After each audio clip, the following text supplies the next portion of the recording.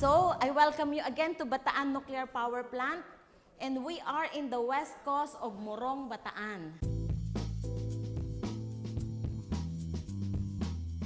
Noong 1970s, panahon ng pamumuno ni Pangulong Ferdinand Marcos, itinayo ang Bataan Nuclear Power Plant sa tulong ng kumpanyang Westinghouse bilang tugon sa energy crisis at para mabawasan ang pag-angkat natin ng petrolyo mula sa ibang bansa.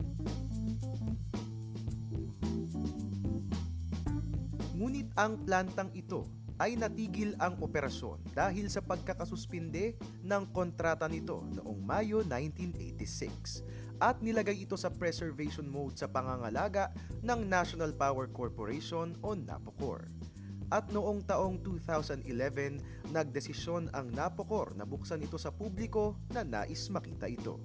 Kung tumakbo yung nuclear power plant, kaya niyang mag-supply ng 620 megawatt electric. Kaya niyang supplyan yung 110 power requirement ng Luzon.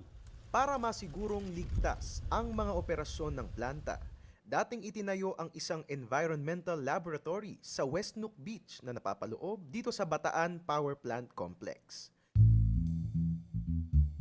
Dito, dapat susuriin at babantayan ang mga epekto ng discharge ng planta sa dagat. Ngayon, ang West Nook Beach ay may mga guest house kung saan pwedeng manatili ang mga nais pumunta rito.